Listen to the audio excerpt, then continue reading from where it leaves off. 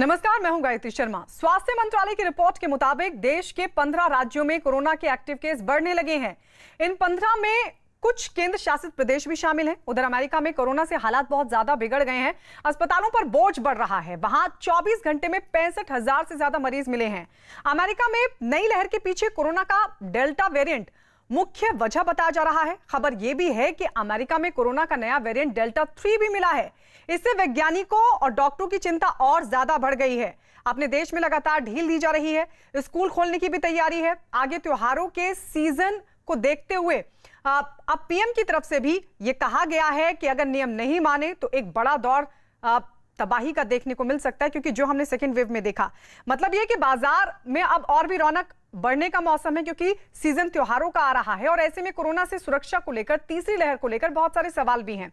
इन्हीं सवालों पर चर्चा के लिए हमारे साथ कुछ खास मेहमान जुड़ रहे हैं। मेदांता हॉस्पिटल से डॉक्टर आर कासलीवाल हमारे साथ जुड़ चुके हैं अमेरिका के हालात पर बात करने के लिए। वहां से लाइव हमारे साथ जुड़ रहे हैं डॉक्टर रवि गौड से, और चर्चा में गुरुग्राम के chief medical officer doctor Virendra Yadav भी हमारे साथ शामिल हो रहे हैं, और साथ ही मैक्स हॉस्पिटल से जुड़ रहे हैं डॉक्टर मनोज कुमार, और एशियन हॉस्पिटल से जुड़ रहे हैं बाल रोग विशेषज्ञ डॉक्टर विजय शर्मा।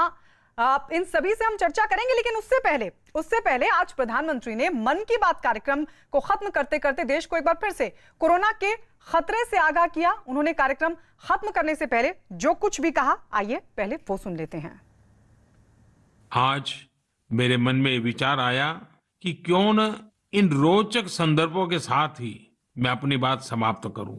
आप सभी को आने वाले पर्वों की बहुत बहुत शुभकामनाएं। पर्व और उत्सवों के समय ये जरूर याद रखिएगा कि कोरोना अभी हमारे बीच से गया नहीं है। कोरोना से जुड़े प्रोटोकॉल आपको भूलने नहीं है। आप स्वस्थ और प्रसन्न रहें। बहुत बहुत धन्यवाद। तो सभी खास मेहमान हमारे साथ लगातार बने हुए, लेकिन सबसे पहले डॉक्टर आर कासलीवाल, मैं आपके पास आना चाहूंगी। सर, आज पीएम ने एक बार फिर से ये कह दिया है कि त्योहारों का सीजन आ रहा है और नियम मानने पड़ेंगे। एक बार फिर से चेतावनी दी गई है, किस तरीके से देख रहे हैं? नमस्कार, आपके प्रेस्टिजियस प्रोग्राम में बुलाने के लिए बहुत बहुत धन्यवाद। मेरा मानना यह है कि अभी एक वेव गई भी नहीं है और हम और की बात भी कर रहे हैं। हमें सारे कोविड अप्रोप्रिएट बिहेवियर कंटिन्यू करने हैं और हमें जल्द से जल्द अपने आप को वैक्सीनेशंस तो लगवाने ही हैं। डबल वैक्सीनेशन जब तक नहीं हुए तब तक हमें थोड़ी सी भी राहत नहीं मिलने वाली है। हम लोग अपन सब ये समझते हैं कि वैक्सीनेशन हो जाएंगे तो शायद हम प्रीवियस वे ऑफ लाइफ पे चले जाएंगे। वो भी ऐसा नहीं होना है, क्योंकि हम जब तक covid appropriate behaviour, sanitising, distancing और डेफिनेटली वेल वेंटिलेटेड एरियाज में नहीं रहेंगे, तब तक जो पीएम ने एक सेंटेंस में बोल दिया है वो बिल्कुल साबित होगा। और हम लोग और सभी की ऐसी कोई फैमिली नहीं है जिसके अंदर कोई ना कोई ऐसा लॉस नहीं हुआ होगा। और हम लोग जो कंटिन्यूअसली मार्च से लेके अब तक हॉस्पिटल्स में हैं, जो दर्दनाक चीजें देखी हैं, हर एक का मन ये कर रहा है कि ये रिपीट ना हो अब, और ये रिपीट ना हो इसके लिए अत्यधिक जरूरी है वैक्सीनेशन, डबल वैक्सीनेशन, दोनों डोज लगवानी है, लेकिन कोविड अप्रोप्रिएट बिहेवियर को नहीं छोड़ना है, क्योंकि वैक्सीनेटेड पर्संस को भी चांसेस होते हैं कि ये चीज दोबारा हो जाए। तो प्राइम मिनिस्टर ने 2 या 3 सेंटेंसेस में इसको साफ कह दिया कि भैया इंजॉय भी करिए, लेकिन जो चीज अपन ने मार्च अप्रैल में 2020 में बोला था वो बिल्कुल कंटिन्यू करिए। क्योंकि ये अमेरिका में देख लीजिए, रवि गौड़ जी शायद बताएंगे, हाँ। और आपके चैनल ने भी बिल्कुल साबित किया है कि थर्ड वेव ऑलरेडी आ गई है, जहां पे 56.6% वैक्सीनेशंस हो गए हैं। तो अनवैक्सीनेटेड पीपल को तो बिल्कुल बहुत ज्यादा ध्यान रखने की जरूरत रहना है। बिल्कुल जी। और जो वैक्सीनेटेड हो गए हैं वो भी ये ना समझें कि मैं तो अब ऐसे ही जा सकता हूँ ना। एक बात और मैं बताऊं आपको जी, कि जो हम मास्क भी यूज करते हैं वो साफ मास्क होना चाहिए। बार बार किसी जगह को टच करके अपनी नोज वगैरह पे नहीं टच करना है। मास्क लग गया तो मास्क लग गया, और जब तक हमारे साथ लोग हैं आसपास के, उसको नहीं उतारना है। यही कोविड अप्रोप्रिएट बिहेवियर का मूल मंत्र है सैनिटाइजिंग और डिस्टेंसिंग का। बिल्कुल, लेकिन उससे जी। भी बड़ी चिंता अब ये है कि जहां एक तरफ यूके में केस बढ़ रहे हैं तो वहीं दूसरी तरफ अमेरिका में 24 घंटे में 65,000 से ज्यादा मामले सामने आए। और इसीलिए डॉक्टर रवि गॉडसे मैं आपके पास आ रही हूं। सर, आप तो वहां पर मौजूद हैं, आप डॉक्टर भी हैं, जरा ये बताइए कि वाकई वहां पर क्या हालात एक बार फिर से बिगड़ रहे हैं? और ये डेल्टा वेरिएंट, ये जो डेल्टा 3 सामने आया है, कोरोना का नया वेरिएंट, ये कितना खतरनाक है? देखो, जो एग्जिस्टिंग वैक्सीन है वो आपको सीरियस डिसीज से बचाएगी।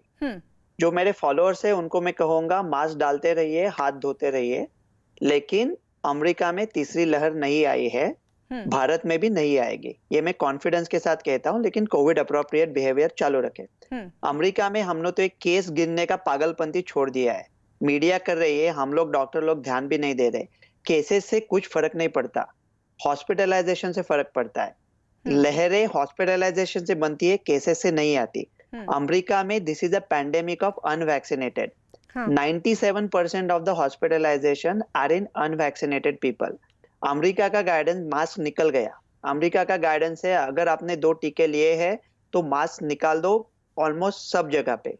भारत में मास्क लगाना जरूरी है क्योंकि हमारे जो वैक्सीन है उनका प्रभाव मामूली डिसीज के अगेंस्ट थोड़ा कम है। अगर आपने 2 डोज लिए हैं कोवैक्सीन या कोविशील्ड के जी। तो दूसरा डोज लेने के 2 हफ्ते बाद यू हैव अबाउट 65-62% प्रभाव अगेंस्ट मामूली कोविड। इसका मतलब अगर 100 लोग कोविड पेशेंट के संपर्क में आए तो फिर भी 38 लोगों को कोविड हो सकता है। इसलिए अभी मास्क डालते रहिए। लेकिन इंडिया में इतने नेचुरल डिसीज हुआ था, दूसरी लहर में जो हमारे हालात बिगड़ चुके थे, इतने लोगों को कोविड हुआ है, वो लोगों को अभी ऐसा लगता है उन्होंने वैक्सीन लेना चाहिए, लेकिन उनको ऐसा लगता है कि वैक्सीन से भी ज्यादा उनको संरक्षण है। तो काफी इंडिया में लोगों को हो चुका है। मैं लोगों को झूठी तसल्ली नहीं दे रहा हूँ, झूठी उम्मीद नहीं दे रहा हूँ। @drgodse_ravi1 ये मेरा ट्विटर भी है, सब है। यूट्यूब कोई मुझे सवाल भी पूछ सकता है। मैंने कॉन्फिडेंट ट्वीट भेजा है, तीसरी लहर नहीं आने वाली है। लहर इस स्वरूप में नहीं आने वाली। पैंडेमिक का ऑलरेडी दी एंड हो WHO चुका तो है। बार-बार ये कह रहा है, WHO तो कह रहा है कि थर्ड वेव की तरफ हम बढ़ रहे हैं आगे। अभी हाल फिलहाल में भी इस तरह की चेतावनी जारी की गई और बार-बार उनकी तरफ से कहा जा रहा है, क्यों? मुझे पहले थोड़ा डर लग रहा था कि शायद थर्ड वेव आएगी, लेकिन जब वर्ल्ड हेल्थ ऑर्गेनाइजेशन ने कह दिया कि आएगी तो मैं एकदम निश्चिंत हो गया। वर्ल्ड हेल्थ ऑर्गेनाइजेशन का रिकॉर्ड देखो ना, अब तक उन्होंने जनवरी 2020 में चालू किया था कह के कि ये इसका ह्यूमन टू ह्यूमन ट्रांसमिशन ही नहीं होता है। सब वर्ल्ड हेल्थ ऑर्गेनाइजेशन गलत बोल रहा है, वो चाइना के एजेंट है, उनको छोड़ दो, ज्यादा उनके तरफ ध्यान देने में। भारत में तीसरी लहर नहीं आ रही है। महामारी का पैंडेमिक का दी एंड ऑलरेडी हो चुका है 1 जुलाई से। मुझे सिर्फ एक सवाल है, वो त्योहार के बाद वो सब ठीक, मन की बात ठीक है, मैं अभी जनता के तरफ से पूछ रहा हूँ, जनता के मन की बात कर रहा हूँ कि अभी मास्क डालेंगे सब कोविड अप्रोप्रिएट, लेकिन ये कब तक चलेगा? उसकी कोई अभी मार्च से चालू है ना, मार्च 20, एक डेट भी बताए ना, वैक्सीन कब होगा वो बताए ना। लोगों को 1000 लोग बोल रहे हैं आप ये करो वो करो, पायल के गमों का इल्म नहीं, झंकार की बातें करते, सब लोग लोगों पे ही डाल रहे हैं।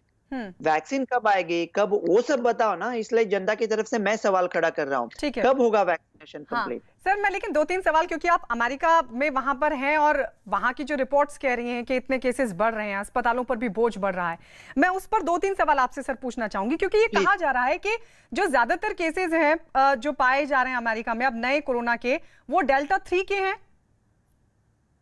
देखो, मैं पिट्सबर्ग में सबसे बड़े अस्पताल में काम करता हूँ। हमने लिवर ट्रांसप्लांट का खोज की थी। पोलियो वैक्सीन भी अमेरिका में बनी थी। ये दुनिया का सबसे बेहतरीन हेल्थ सिस्टम है पिट्सबर्ग में जहाँ बैठा हो। और मेरे लैब में भी ये जेनेटिक एनालिसिस नहीं होता। तो ये भारत के रिपोर्ट आते हैं कि धनबाद में हुआ, झुमरी तलैया में हुआ, आसाम में हुआ, वो अच्छी जगह है, लेकिन ये रिपोर्ट कहाँ से निकालते हैं डेल्टा प्लस, ये सब बकवास है। मतलब डेल्टा 3 नहीं है वगैरह, सब बकवास है। Delta is real. अमेरिका के 85% केसेस आर डेल्टा। इंग्लैंड के 90% केसेस आर डेल्टा। भारत में तो अभी ये पूछना ही नहीं है डेल्टा के खिलाफ, जो भी है सब डेल्टा है। बाकी के वेरिएंट्स की चिंता छोड़ दो। वही वायरस म्यूटेट होता है जो रेप्लिकेट होता है। वैक्सीन जल्दी से जल्दी रहते रहो। अमेरिका में जो लोगों ने मेरा भी एक पेशेंट अभी आया है जिसने दोनों डोज लिए थे वैक्सीन के, फिर भी अस्पताल में आया। हाँ। लेकिन वो लोग वेंटिलेटर पे नहीं जा रहे, वो लोग नहीं मर रहे, उनको काफी कितनी भी कोमॉर्बिडिटीज हो वो बच रहे हैं। जी। ये सब पूरे दुनिया में सही है। अगर आपके 2 डोज हुए हैं वैक्सीन के, आपके लिए पैंडेमिक का ऑलमोस्ट दी एंड हो गया है सीरियस डिसीज के लिए।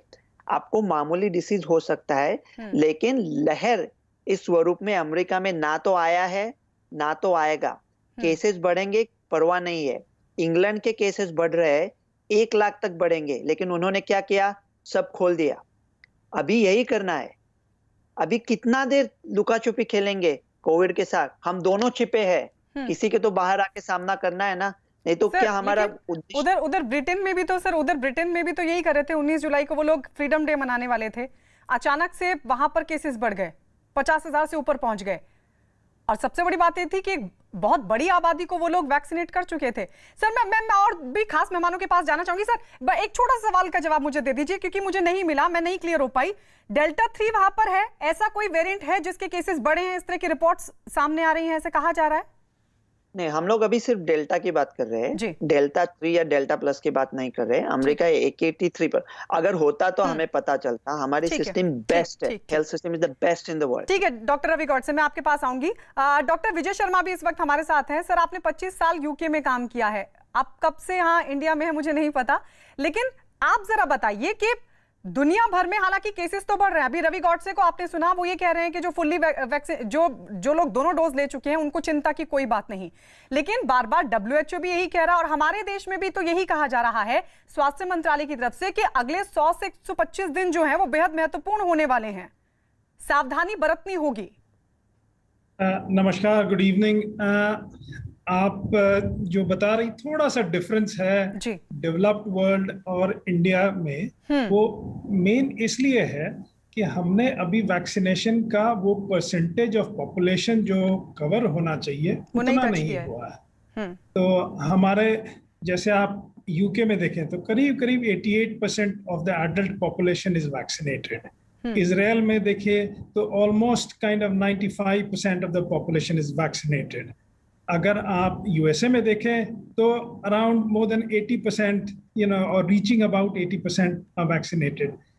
इंडिया में हमारा वैक्सीनेशन का अभी वो लेवल नहीं आया है। तो इंडिया में हमें थोड़ा सावधान ज्यादा रहने की जरूरत है, इसलिए कि करीब करीब जब अगर हमारा 70% के करीब लोगों में अगर इम्यूनिटी आ जाती है, हर्ड इम्यूनिटी, तो जो स्प्रेड है आप उसको काफी हद तक कम हो जाता है। एक आदमी से अगर 3 आदमी को होता है, अगर आपके 70% लोग इम्यूनाइज्ड हैं तो एक से शायद एक को भी ना हो, उससे भी कम रेट हो जाता है। तो थोड़ा डिफरेंस करना होगा in the countries where majority of the population is vaccinated, और इंडिया जहाँ की अभी हम उस लेवल पे नहीं पहुंचे हैं। तो इंडिया में अभी मैं बोलूँगा ये सही बात है कि आप जो मास्क पहने, अपना हाथ धोने का ध्यान रखें, and be careful for some time till we have managed to achieve that around 70% of vaccination minimum. उस वहां तक अगर हम पहुंच जाएंगे तो जैसा यूके और यूएसए में हो रहा है वैसा हम भी कर सकते हैं कि कभी ना कभी तो हमको आना ही पड़ेगा। कितने दिन हम मास्क और सब कुछ करते रहेंगे? वहां पे यूके में मैं ज्यादा जानता हूँ क्योंकि वहां 25 साल तक काम किया था। अभी मैं 8 महीने से यहाँ हूँ। तो वहां पे स्कूल तो खुल गए, स्पोर्ट्स मैदान में लोगों को आने दिया जा रहा है। अभी विंबलडन हुआ होगा, आप लोगों ने देखा होगा, वर्ल्ड कप हुआ, सॉरी यूरोपियन कप हुआ, उसमें देखा होगा। तो वहां पे अब मास्क लगाना बंद कर दिया है लोगों ने, या यूजुअल एडवाइस नहीं है। स्पेसिफिक सिचुएशंस है, सर वहां पर भी तो मामले बढ़ रहे हैं ना? मामले तो बढ़ रहे हैं, लेकिन वैक्सीनेशन का क्या मतलब है? वैक्सीनेशन का मतलब ये नहीं है कि आपको कोविड नहीं होगा।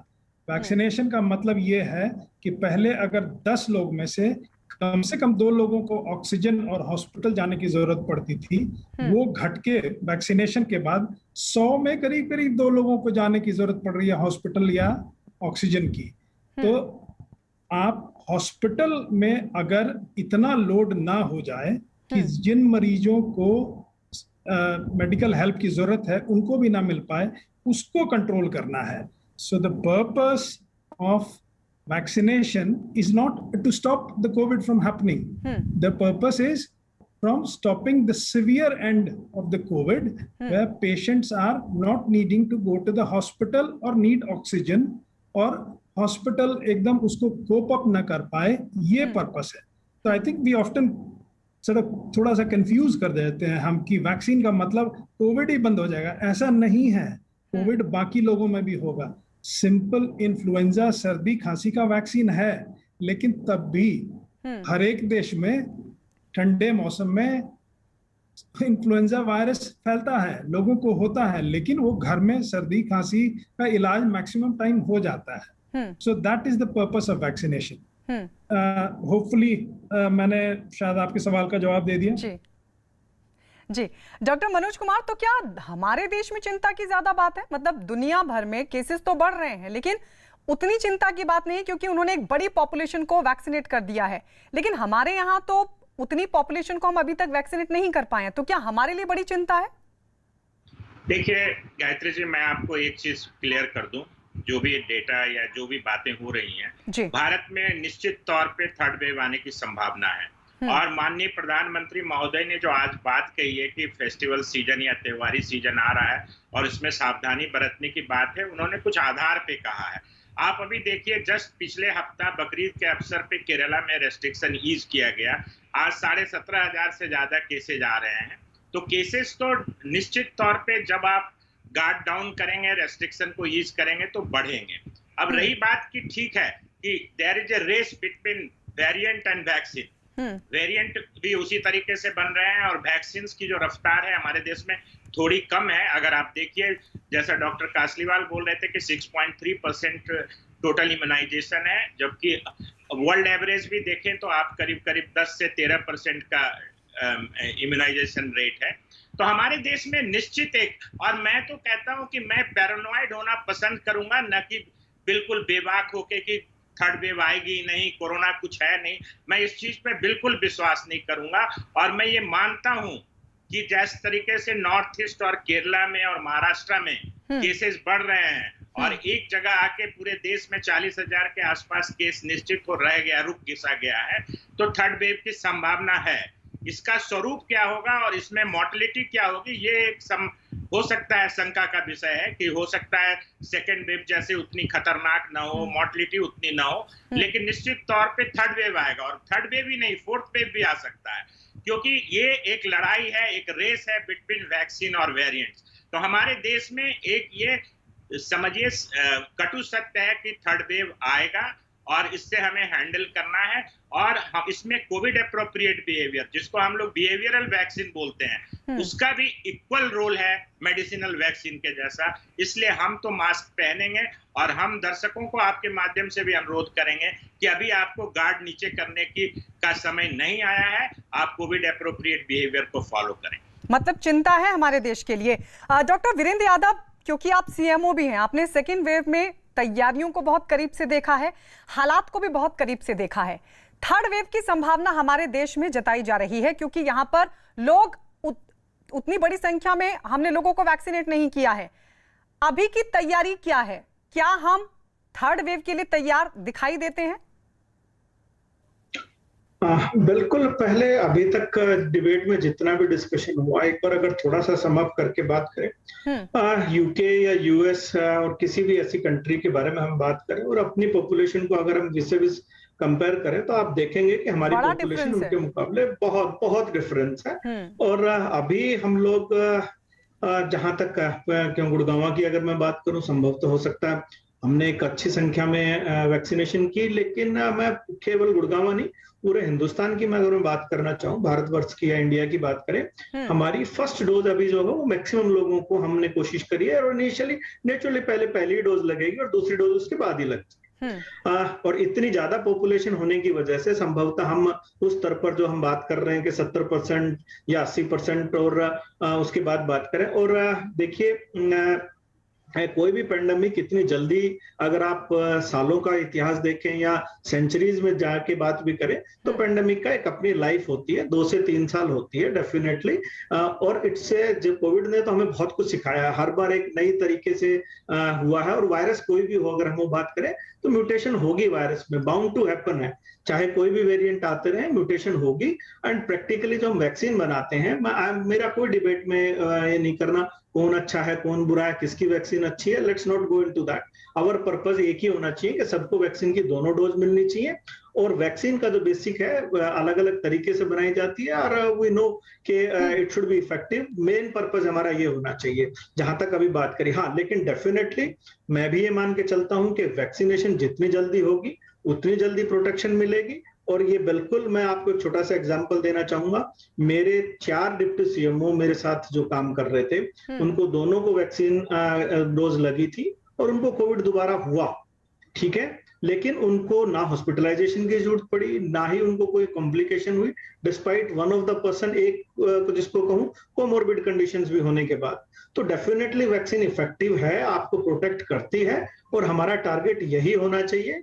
और ये मान के चलिए कि थर्ड वेव की पॉसिबिलिटी, अगर कोई आईसीएमआर, WHO और माननीय प्रधानमंत्री जी कह रहे हैं और साइंटिस्ट भी कह रहे हैं, तो कोविड ने हमें पहले भी बहुत कुछ सिखाया और हमें ध्यान में रखना चाहिए। और एक मैंने बताया ना, पेंडेमिक की लाइफ इतनी जल्दी खत्म नहीं होती है यूजुअली, तो इसमें कोई प्रॉब्लम नहीं है अगर हम कुछ और टाइम के लिए अपना कोविड अप्रोप्रिएट बिहेवियर अपना के रखें और वैक्सीनेशन करें। बार बार बात होती रहती है मास्क की पहनने की या उसकी।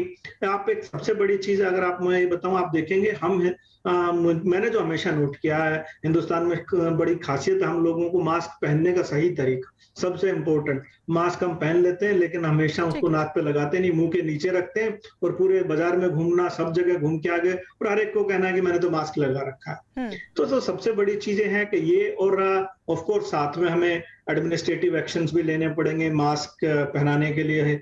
जैसा कहा कि आने वाले दिनों में त्योहार आने वाला है, बाजारों में भीड़ होगी, उसको भी नियंत्रण करना बड़ा मुश्किल काम है। जिम्मेदारी पर भी, उस भूमिका पर भी बात होगी। लेकिन मैं यही समझना चाह रही थी, क्योंकि हमने देखा कि सेकेंड वेव में बहुत सारी दिक्कतों का सामना करना पड़ा।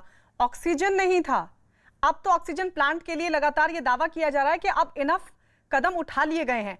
क्या हम उस तरीके से अभी भी तैयार हैं या फिर अभी और तैयारी की जरूरत है? उसके लिए वीरेंद्र जी मैं आपके पास आऊंगी, लेकिन डॉक्टर आर कासलीवाल, मैं एक बार फिर सर आपके पास आ रही हूं, क्योंकि भारत में हालांकि कोई मामला नहीं है अभी। डॉक्टर रवि गॉडसे ने कहा कि डेल्टा 3 कुछ नहीं है, लेकिन रिपोर्ट्स ये बता रही है कि है।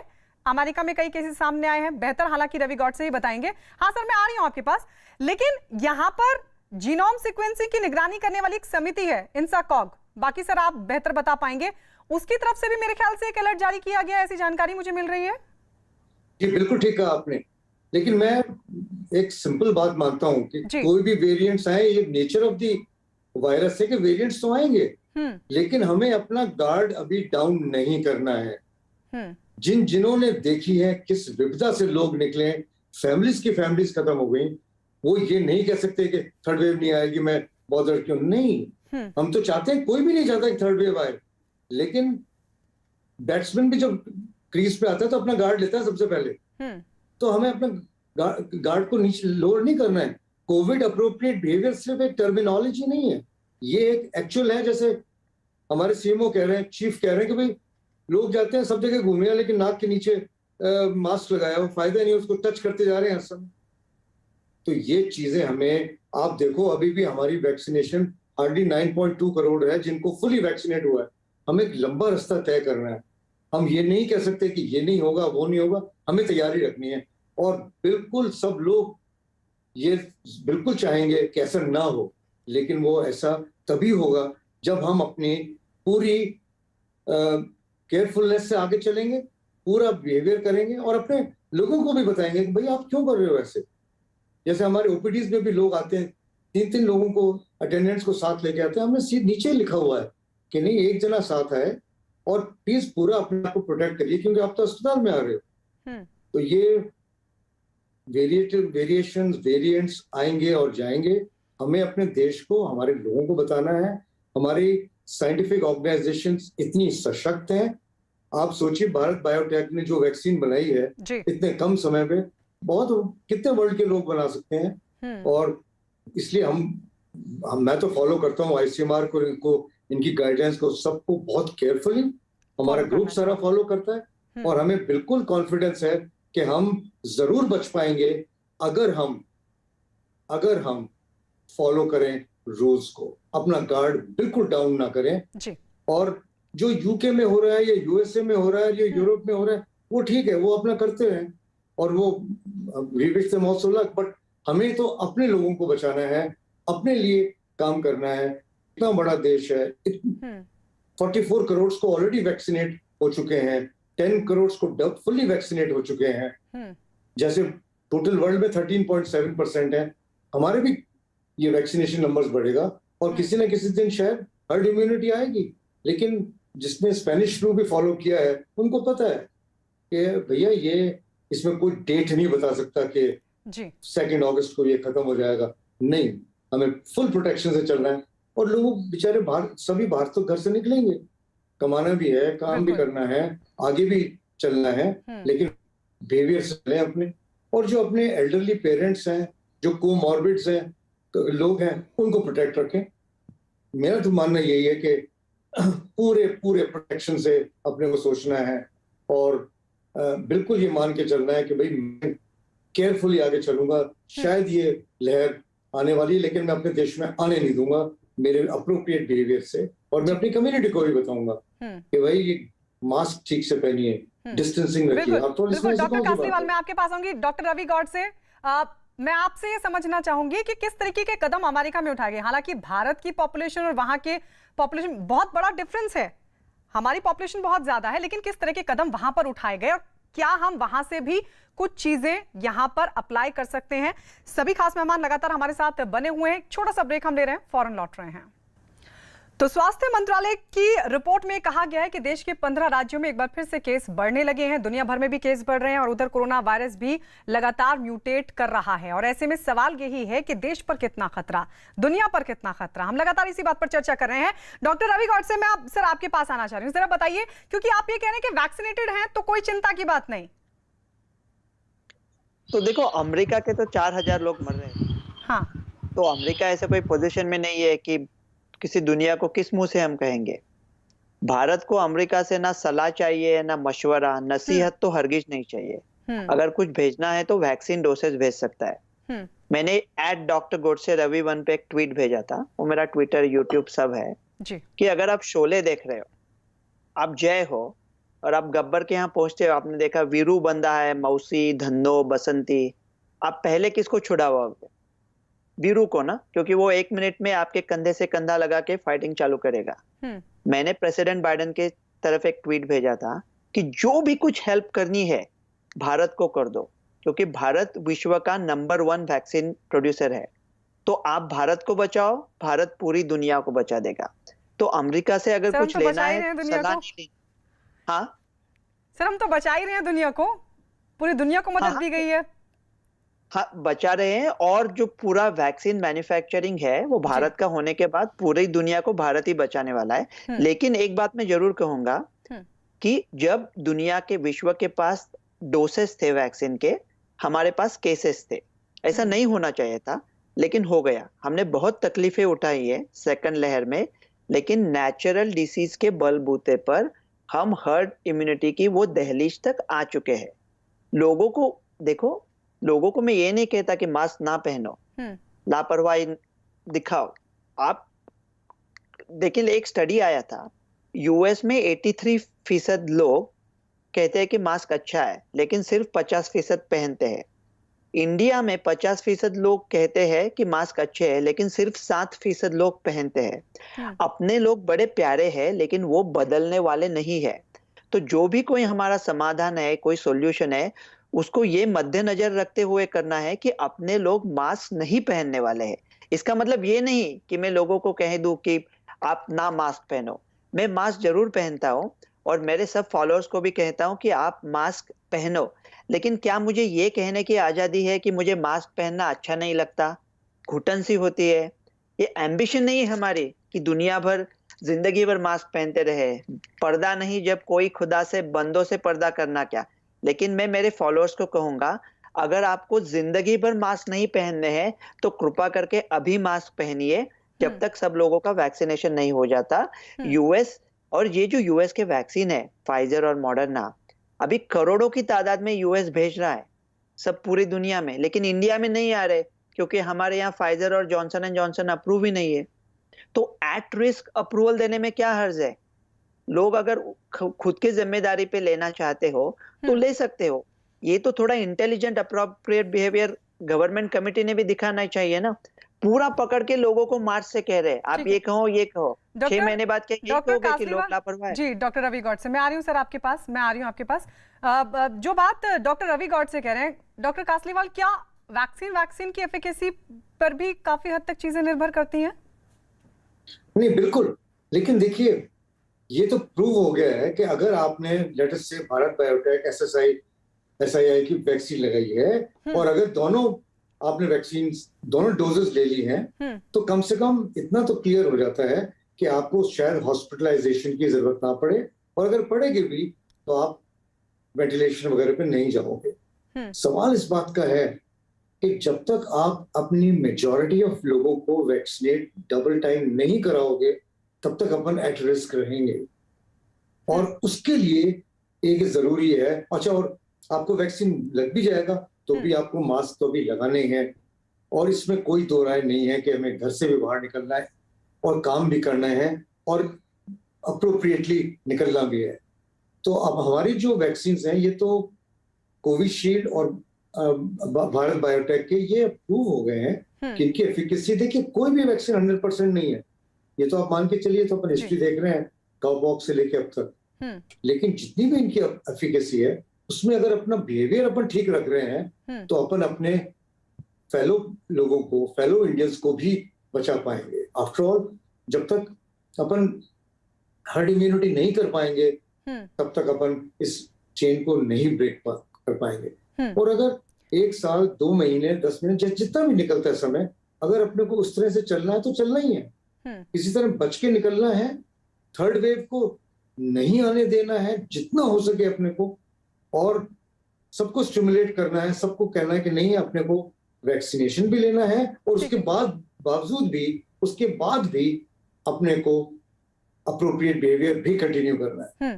तो ये हमारी सबकी रिस्पॉन्सिबिलिटी पड़ती है, not as only as doctors, लेकिन हर फैमिली में जो मुखिया है उसकी रिस्पॉन्सिबिलिटी बनती है बिल्कुल सबको। ठीक है डॉक्टर कासलीवाल, सर आपके पास डॉक्टर विजय शर्मा, ये कहा गया है सरकार की तरफ से कि दिसंबर तक हम सभी को वैक्सीनेट कर देंगे, लेकिन जो संभावना, क्योंकि हमारी पूरी पॉपुलेशन अभी वैक्सीनेटेड नहीं है, खतरा यहां पर बहुत ज्यादा है। थर्ड वेव को लेकर कहा जा रहा है कि 100 से 125 दिन बहुत महत्वपूर्ण है। रफ्तार से क्या आप संतुष्ट हैं? देखिए है क्या कि जैसे पहले भी बताया कि हमको इंडिया को बचाने के लिए काम करना है।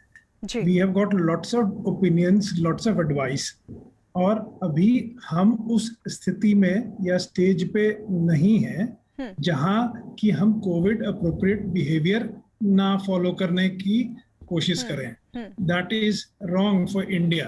इंडिया के हिसाब से हमें काम करना है। वैक्सीन का एफिकेसी, कोविशील्ड या Covaxin is very good, don't worry about efficacy. कोई 95% बोले, कोई 70% बोले, efficacy is something very different from saving you from hospitalisation and oxygen need. और कोविशील्ड और कोवैक्सीन वो पर्पस अचीव कर रहा है। आप इंग्लैंड का डेटा लेके देख लें, पब्लिक हेल्थ इंस्टीट्यूट ने वहां जो दिया है, maximum immunisation is from Covishield और अ वर्जन ऑफ एस्ट्राजेनेका। तो वो उतना ही अच्छा रिजल्ट हमें दे रहा है वैक्सीन का हॉस्पिटल एडमिशन से बचाने में। इसलिए let's not worry about efficacy of individual vaccines. और अब जो रेट है वो रेट प्रधानमंत्री ने ये फैसला किया है कि दिसंबर तक हम लोग कोशिश करें जी। तो ये तो एक एम्बिशन है, और बहुत हद तक ये डिपेंड करता है कि हम कितना वैक्सीन प्रोड्यूस कर सकते हैं। प्रोड्यूस भी कर सकते हैं, वो देश ने काफी काम किया है वैक्सीन प्रोडक्शन बढ़ाने के लिए। एंड टू बी बाहर से भी वैक्सीन, अब हमारा रशियन वैक्सीन भी आ रहा है और जॉनसन जॉनसन को भी अप्रूवल मिलेगा ही मिलेगा, थोड़े दिन और लगेंगे। तो ये सब वैक्सीन जब एक बार आने लगेंगे तो मेरा अंदाजा है कि सितंबर से हमारा वैक्सीनेशन रेट काफी बढ़ जाएगा। अभी जितना रेट है that is because of we are not producing enough vaccine. जैसे ये रेट बढ़ेगा तो अभी के स्पीड को हम अगर प्रोजेक्ट करेंगे दिसंबर तक तो वो गलत होगा।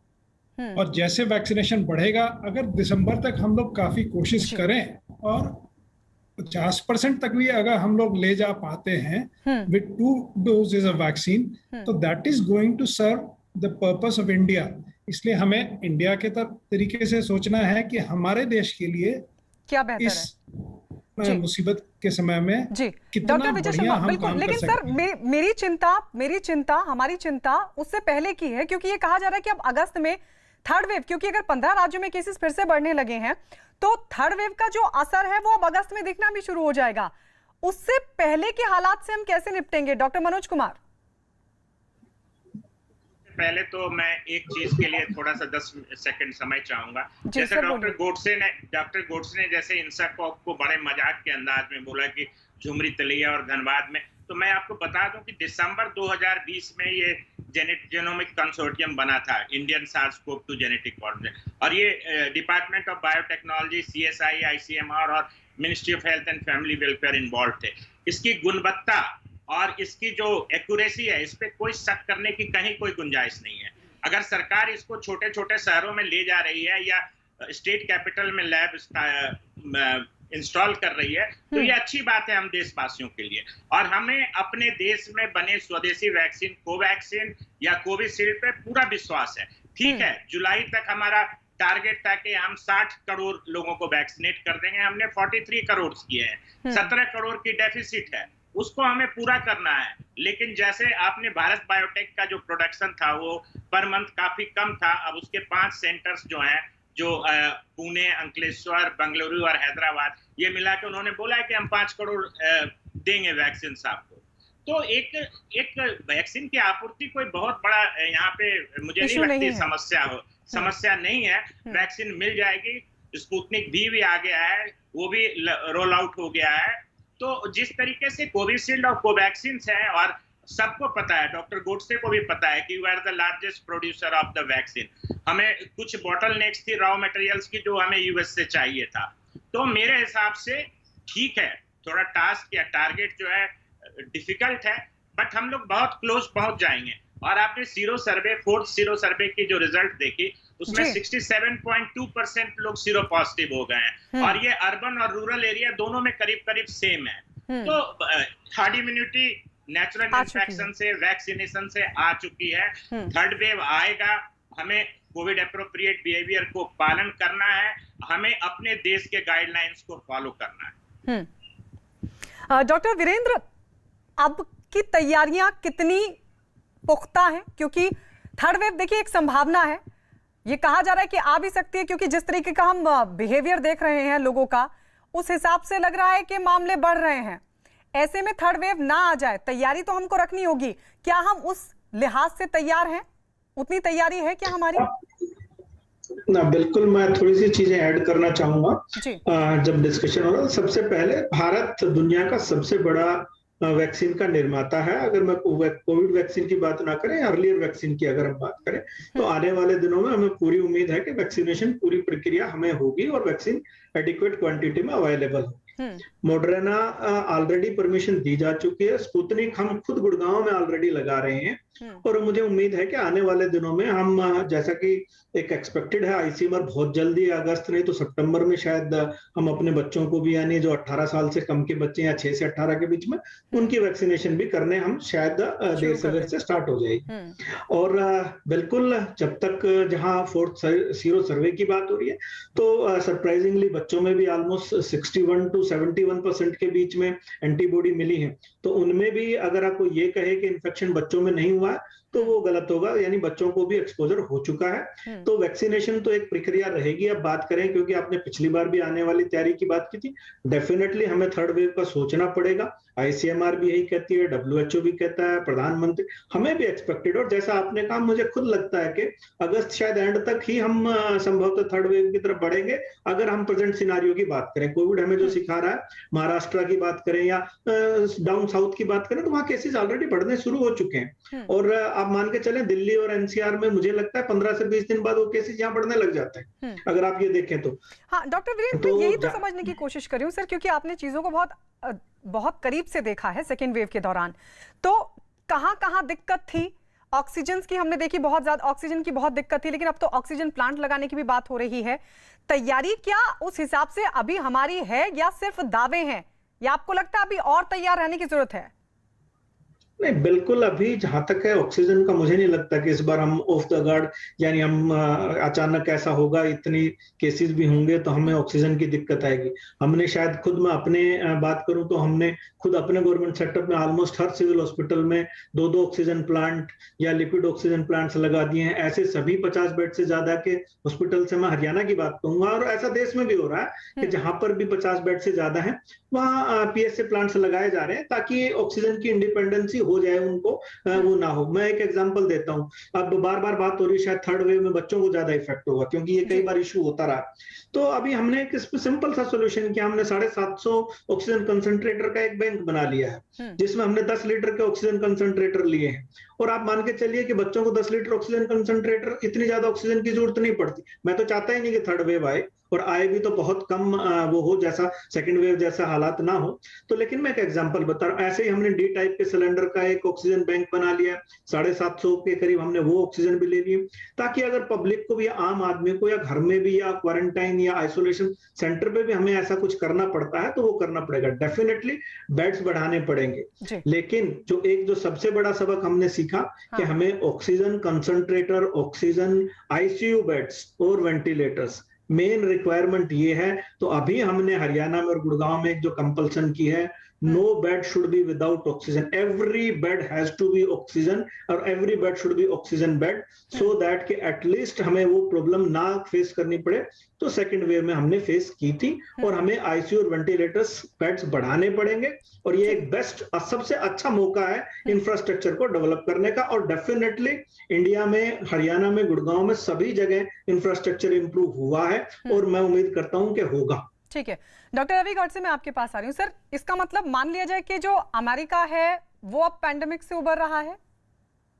मेरे ख्याल फुली वैक्सीनेटेड तो नहीं है ना अभी अमेरिका, रवि गौड़ से? फुली वैक्सीनेटेड नहीं है, लेकिन हमारे वहाँ अभी पॉलिटिक्स की वजह से पूरा वैक्सीनेशन नहीं हुआ है। हाँ। और हमारे यहाँ ज्यादा केसेस भी नहीं आए हैं, तो इसकी वजह से। और मैं क्विकली कहूंगा कि जो मैं धनबाद और झुमरी तलैया की बात कर रहा था, वो तन से या उपरोध से नहीं कर रहा था। जैसा महात्मा गांधी ने कहा था, हमारे देहातों में अपनी आत्मा है। तो मैं देहातों की बड़ी प्यार से बात कर रहा हूँ कि अगर वो देहातियों को फर्क नहीं पड़ता, वो डेल्टा से मरे या गामा से मरे या कापा से मरे, वो जेनेटिक एनालिसिस वगैरह सब छोड़ दो, अभी वहां वैक्सीन भेज दो। अगर आप लोगों को कर रहे हो कि यहाँ भीड़ कर रहे हो, मसूरी में जा रहे हो, शिमला में जा रहे हो, तो लोग अगर बदलने वाले नहीं है तो जहां भीड़ है वहां वैक्सीनेशन वैन भेज दो। ये बाबूगिरी छोड़ दो, इसका ये चेक किया, जहां पे वैक्सीन जितनी जल्दी हो सके करो। अमेरिका तो अभी निकल चुका है, और आप लोगों को जितना डराओगे उनका इम्यूनिटी कम हो जाएगा। और कोविड, इंडिया में हर्ड इम्यूनिटी नेचुरल डिसीज के तरफ आ चुकी है, तीसरा लहर नहीं आने वाला है। आप फिर भी कोविड अप्रोप्रिएट बिहेवियर प्लीज करते रहिए, लेकिन इंडिया में थर्ड लहर नहीं आ रहा है। वैक्सीनेशन जल्दी से चालू रखो। और क्विकली ये कहूंगा कि मॉडर्ना को अभी परमिशन दी, और क्या जॉनसन एंड जॉनसन को भी दे देंगे। अरे क्या उपकार कर रहे हैं क्या जनता पे? दे देंगे का क्या मतलब है? मॉडर्ना दिसंबर में आई थी और इंडिया ने परमिशन नहीं दिया, क्योंकि कोल्ड स्टोरेज नहीं है और इंडियन स्टडीज नहीं है। अभी 15 जुलाई को, 7 महीना बाद, दूसरी लहर के बाद, हजारों लोगों के मरने के बाद परमिशन दे दी। अभी इंडियन स्टडी है क्या? नहीं। कोल्ड स्टोरेज है क्या? नहीं। फिर 7 महीना क्यों वेस्ट किया? लोगों को पूछते हो ना, मास्क क्यों नहीं डालते? मैं पूछता हूँ गवर्नमेंट कमेटी को, ये परमिशन क्यों नहीं दिया? जी सर, लेकिन अभी जो कोविशील्ड और हमारे यहाँ कोवैक्सीन का इस्तेमाल, उसके रिजल्ट्स बहुत अच्छे हैं और लगातार मैन्युफैक्चर भी हम बढ़ा रहे हैं। सर मेरे पास वक्त की बहुत कमी है। डॉक्टर कासलीवाल, आखिरी कमेंट सर आपकी तरफ से क्या होगा, लोगों को आप क्या एडवाइस करेंगे? मेरा कमेंट बिल्कुल क्लियर है, दो बातें मैं एम्फेसाइज करूंगा बहुत briefly. Number one, Indian science number one है वर्ल्ड की। Please don't worry about the scientific data और एंड डोंट वरी अबाउट जो हमारी एफिकेसी है अपने दोनों वैक्सीन की, ये बिल्कुल अप्रोप्रिएट है। We are number one in this field and our scientists are absolutely fantastic. लेकिन उनके हाथ सशक्त करने के लिए please please follow appropriate behaviour, जो कि हम सब कर सकते हैं। माउंट एवरेस्ट नहीं ट्रेवल करना, इसके लिए हम सब कर सकते हैं, करना भी चाहिए और हम सब ये करेंगे तो जैसे हमारे और डॉक्टर कॉलीग्स ने बोला कि हम डेफिनेटली थर्ड वेव को ना आने देंगे। लेकिन ये कहना कि ये बिल्कुल नहीं आएगी, ऐसा नहीं होगा, ये आज की तारीख में मैं नहीं बोल पाऊंगा। मैं तो सिर्फ यही कहूंगा, keep your guard, keep moving and we are, हमारे पास बेस्ट कंपनीज है। We are the vaccine producer of the whole world. Please use them appropriate. शुक्रिया डॉक्टर रवि गौड़ से, डॉक्टर कासलीवाल आपका, विजय शर्मा आपका, मनोज कुमार आपका, वीरेंद्र यादव आपका भी बहुत बहुत शुक्रिया इस चर्चा में शामिल होने के लिए।